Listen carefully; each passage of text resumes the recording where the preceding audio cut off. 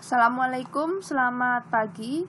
Kita berjumpa kembali di mata kuliah Etika Administrasi. Pada pertemuan minggu ini, kita akan membahas atau mempelajari materi yang berjudul Etika, Profesi, dan Moral. Seperti yang sudah pernah dibahas di minggu lalu tentang pengertian etika, bahwa secara etimologi, etika berasal dari bahasa Yunani ethos, yang artinya hati nurani, atau perilakuan yang sepantasnya, yang seharusnya, atau yang ideal. Menurut para ahli etika, tidak lain adalah aturan perilaku, adat kebiasaan manusia, tata cara dalam berhubungan dan berperilaku antar sesamanya.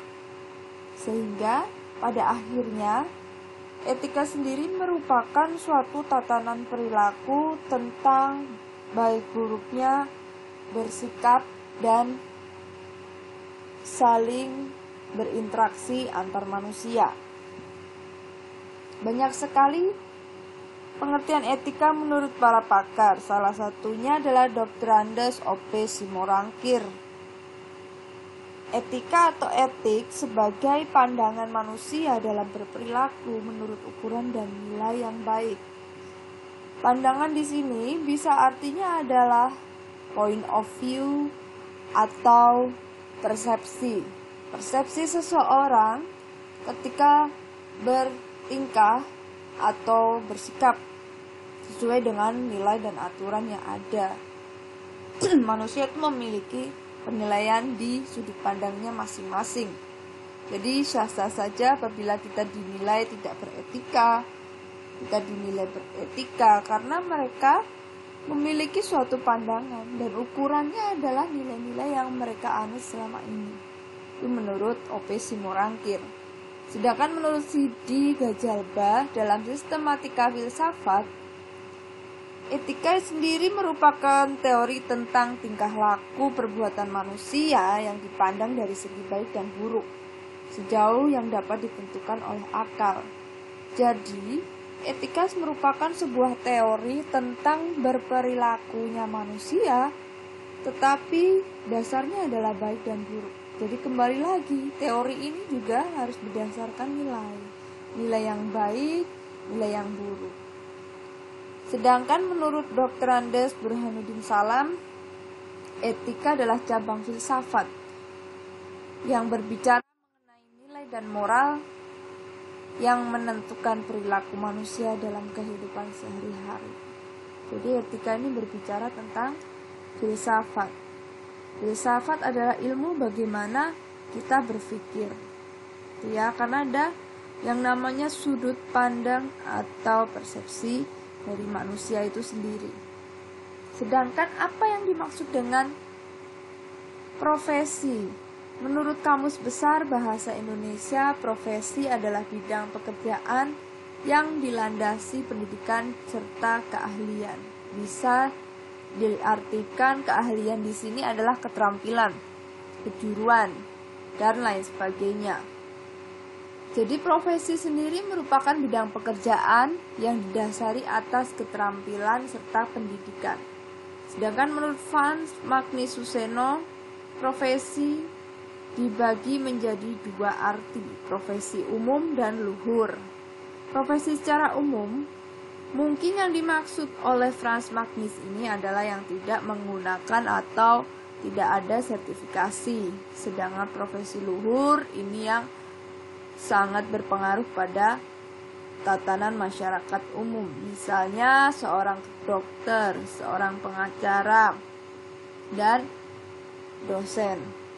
Jadi profesi di sini adalah yang diakui memiliki imbas kepada banyak halayak atau masyarakat umum. Sedangkan profesi pada umumnya bisa siapa saja yang tidak terkait dengan harus dibuktikan keahliannya di sertifikasi. Profesi umumnya menurut Magnus Suseno Terdapat dua prinsip yang wajib ditegakkan. Prinsip agar menjalankan profesinya secara bertanggung jawab. Setiap orang yang memiliki pekerjaan harus memiliki rasa tanggung jawab apabila kita nanti diberikan suatu tugas. Maka kita harus bertanggung jawab untuk menyelesaikannya.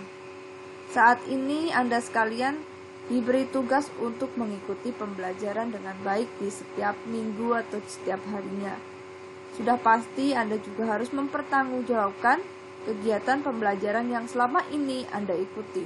Dengan cara apa? Apabila Anda memiliki prinsip, tentu saja dengan cara mengikuti pembelajaran dengan baik, mengikuti setiap kuis yang diberikan, dan juga mengikuti tata aturan berlaku selama pembelajaran berlangsung.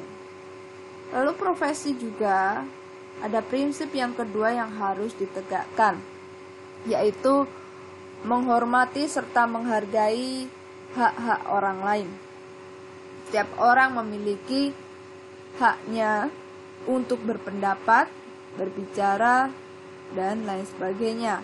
Jadi kita sangat menghargai apa yang menjadi hak orang lain.